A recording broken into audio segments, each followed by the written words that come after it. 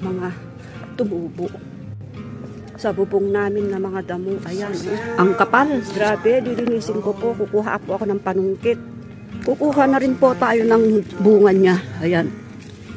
Eto. Natin, sayang.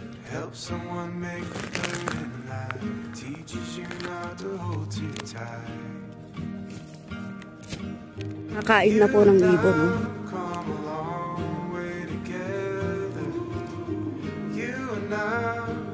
Nandito na rin po tayo sa taas at nakaakyat na rin ako.